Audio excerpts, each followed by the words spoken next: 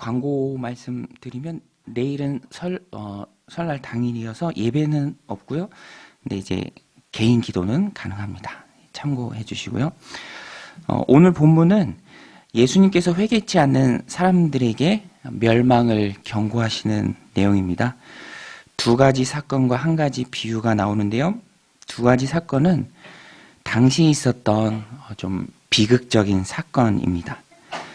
두어 사람이 와서 예수님께 묻죠. 1절에 보면 그때 마침 두어 사람이 와서 빌라도가 어떤 갈릴리 사람들의 피를 그들의 제물에 섞은 일로 예수께 아뢰니. 그때의 마침이라고 되어 있는데 앞선 본문하고 연결이 됩니다. 앞선 본문은 회개의 촉박성을 말하죠. 얼른 회개해라. 재판장 앞에 서면 그때는 돌이킬 수 없다. 회개를 촉구하시는 주님의 말씀에 이어서 똑같은 내용이 나오는데요. 피를 제물에 섞었다라는 표현은 빌라도에 의해서 죽임을 당했다라는 말입니다. 갈릴리 사람들이 예루살렘에 와서 또 제물을 바치는데 어떤 계기가 되어서 그들이 권력에 의해서 죽임을 당했던 것 같습니다. 이렇게 예수님께 와서 묻는 의도는 빌라도의 어떤 잔인함이나 또 그 사건 자체에 대한 궁금증이 아니라 그런 일이 일어난 데 대한 예수님의 견해, 왜 그 사람들이 그런 일을 당했는가라는 그런 예수님의 생각이 궁금해서 물어본 거죠.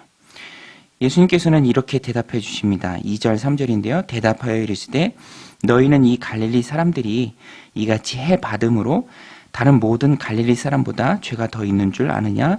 너에게 이르노니 아니라. 너희도 만일 회개하지 아니하면 다 이와 같이 망하리라. 예수님께서 주신 답변의 요지는 두 가지인데요. 첫 번째는 당시 사람들이 가지고 있던 그런 생각, 잘못된 인식, 죽임을 당한 사람은 죄가 많아서 그렇게 된 것이다 라는 그런 생각을 가지고 있었죠. 그것이 잘못됐다는 것을 예수님께서 명백히 말씀해 주십니다. 그리고 오히려 이런 사건을 통해서 내 상태를 돌아보라는 것입니다. 초점은 너를 포함한 누구라도 회개하지 않으면 멸망당한다라는 것입니다. 또 주님께서 덧붙여서 부연 설명을 해주십니다. 실로암 망대가 무너져서 죽은 18사람. 똑같은 맥락이죠. 그 18사람에 대해서도 그 사람들의 죄가 너희보다 많아서 갑자기 그런 일을 당한 줄로 생각하느냐? 그게 아니다. 분명히 말씀하십니다. 4절 5절인데요. 또 실로암에서 망대가 무너져 치여 죽은 18사람이 예루살렘에 거한 다른 모든 사람보다 죄가 더 있는 줄 아느냐? 너에게 이르노니 아니라. 너희도 만일 회개하지 아니하면 다 이와 같이 망하니라. 이와 같이라고 되어 있는데요. 이 부분을 좀 잘 이해해야 되는데 이 사람들이 실제로 죄가 많아서 이렇게 멸망당하고 너희도 죄가 많기 때문에 회개하지 않으면 이러한 방법으로 그 사람들처럼 이렇게 멸망당한다. 그렇게 완전히 문자적인 뜻이라기보다는 누구를 막론하고 또 그 사람들이 죄가 많아서 그런 것도 아니고 누구를 막론하고 회개하지 않는 사람들은 망한다라는 그런 주님의 말씀이죠. 예수님의 이런 가르침과 교훈이 꼭 필요합니다. 왜냐하면 예수님 당시에도 그렇고요. 지금도 그렇고요. 사람들은 남의 일에 관심이 많습니다. 또 자기 나름의 잣대를 가지고 판단을 합니다. 특별히 비극적인 일에 대해서는 서둘러서 자기가 겪은 일이 아니기 때문에 서둘러서 쉽게 얘기해요. 또 인과응보의 잣대를 들이댑니다. 자기 주장을 내세우면서 그런 것이 정작 그런 일 당한 사람들, 가족에 대해서 그런 일 당한 사람에 대해서 상처를 많이 준다는 것을 잊고 판단을 하죠. 성경에 보면 대표적인 사람이 바로 욥의 친구들이죠. 욥의 친구들이 욥에게 와서 잘 모르면서 위로를 한다고 하지만 욥에게 많은 상처를 주죠. 자신들이 가지고 있었던 인과응보의 사상을 절대시화해서 회개해라, 빨리 회개해라, 네가 죄가 있으니까 이런 일을 당한 것이 아니냐라고 종용합니다. 그러나 그 일에는 하나님의 깊은 뜻이 있었습니다. 하나님의 뜻은 높죠. 사람이 단정적으로 말할 수 있는 게 아니라는 것입니다. 욥의 친구들이 욥과 함께 슬퍼했을 때는 참 좋았는데요.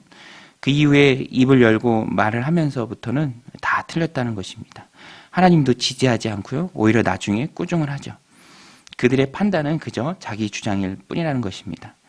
아마도 예수님께 당시 그 사회에서 이슈가 되었던 빌라도에 의해서 죽임을 당한 갈릴리 사람들, 그 사건을 물어본 사람들의 인식 저변에도 죄가 많아서 저런 비극스러운 일을 당한 것이다. 많고 많은 갈릴리 사람들 중에 왜 하필 저 사람들이냐라는 그런 잘못된 편견이 있었습니다. 그래서 예수님께서는 그것은 잘못됐다라고 분명히 말씀해 주신 것이죠. 그럼 왜 그 사람들이, 많고 많은 갈릴리 사람들 중에 특별히 그 사람들이 예루살렘까지 와서 잔인한 빌라도에 의해서 죽임을 당했는가? 여기에 대해서 예수님께서는 확답을 주시지는 않습니다. 그냥 남겨두시죠. 그러나 오늘 말씀이 우리에게 주는 것처럼, 지속적으로 말하는 것처럼 분명한 것은 그 사건이 나에게 주는 메시지가 있다라는 것입니다. 해석을 하려면 그 초점을 나에게로 옮기라는 것이죠. 나를 돌아보는 계기로 삼으라는 것입니다.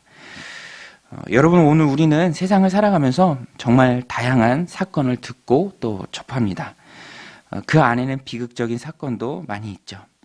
또 내가 당사자가 될 수도 있습니다. 이때 우리는 어떻게 해야 하는가? 오늘 말씀처럼 다른 모든 판단을 유보하고요.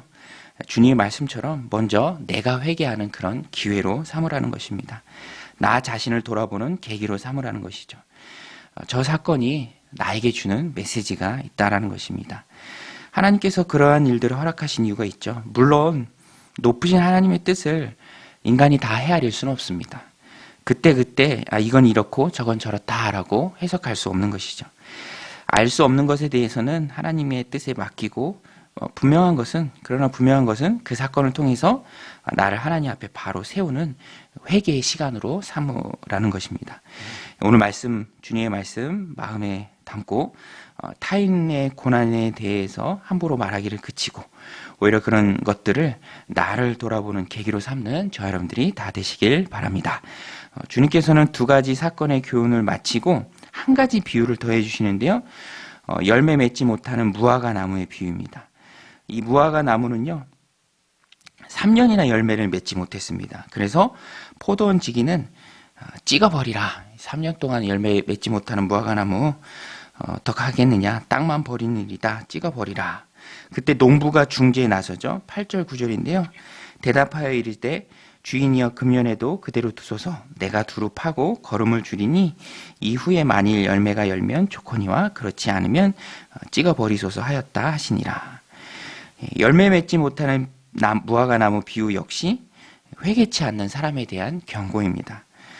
주님은 사람이 회개의 열매를 맺기까지 기다려 주시죠. 오늘 본문에서도 3년 동안 무화과 나무를 기다려 주시죠. 인내하십니다. 오래 참으시죠.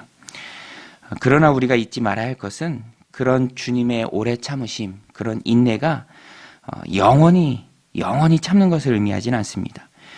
기회가 지고요. 회개한다면 더없이 좋은 일이죠. 그러나 기회를 주었음에도 불구하고 인내하고 오래 참았음에도 불구하고 끝끝내 회개하지 않을 때는 찍어버릴 수밖에 없다라는 것입니다. 경고죠. 두려운 말씀입니다. 오늘 우리는 이미 회개하고 예수님을 영접했습니다. 하나님의 자녀가 되었습니다. 그렇지만 그럼에도 불구하고 분명한 것은 아직 회개하지 않는 많은 사람들이 우리들 주변에 많이 있습니다. 찍혀버릴 위험에 처한 사람들이 있다는 거죠. 기회가 매번 주어지는 것이 아니라는 것을 모르는 사람들이 많이 있습니다. 하나님께서 영원히 참으시는 분이 아니라는 것을 그래서 우리는 그들에게 알려주어야죠. 기회가 주어졌을 때 이 땅을 사는 동안에 하나님께 나아오라.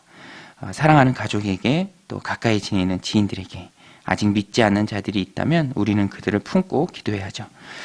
주님께 돌아오도록 인내하며 또 기다려주고 복음의 장으로 그들을 초청해야 합니다. 마치 포도원 지기에게 참아주소서 내가 두루 파고 거름을 주겠습니다 라고 말하며 호소했던 이 포도원 놀부의 절박함, 그런 절박함이 우리 가운데 있어야 한다는 것입니다.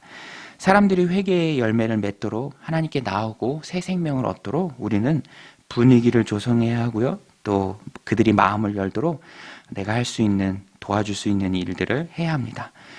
복음의 장으로 교회 공동체로 말씀을 먹고 자랄 수 있는 이곳으로 우리는 인도해야죠. 내일이 이제 설날이죠. 많은 가족들이 또 만날 수도 있습니다. 그들에게 예수님을 소개하고 또 오래 참으시는 그 예수님 앞에 그들이 돌아올 수 있도록 회개할 수 있도록 우리가 도와주어야 한다라는 것입니다. 하나님의 택한 백성들이 회개의 열매를 맺도록 우리가 열심히 두릅하고 도와준다면 저들이 우리처럼 예수님을 믿는 그 일에 나올 줄로 믿습니다. 저와 여러분들이 이 일에 크게 쓰임받게 되기를 주님의 이름으로 간절히 축원드립니다. 우리 같이 말씀 붙들고 함께 기도할 때 하나님 두릅하고 거름주는 일 나에게 맡기신 일인데 우리가 그 일을 잘하게 하옵소서. 그래서 가족들이 또 많은 하나님 택함 받은 많은 사람들이 주님께 나오는 일에 우리를 써주옵소서. 또 우리가 세상을 살아가면서 여러 가지 일을 만납니다. 그 일을 내 나름의 잣대로 판단하면서 혹 남에게 상처를 주는 것이 아니라 먼저 내가 회개하는 기회로 삼게 하여 주옵소서. 우리도 회개하지 않으면 안 된다라는 그런 마음을 가지고 절박한 마음으로 주님 앞에 회개하는 귀한 삶 살게 하옵소서. 우리 같이 말씀 붙들고 기도하겠습니다.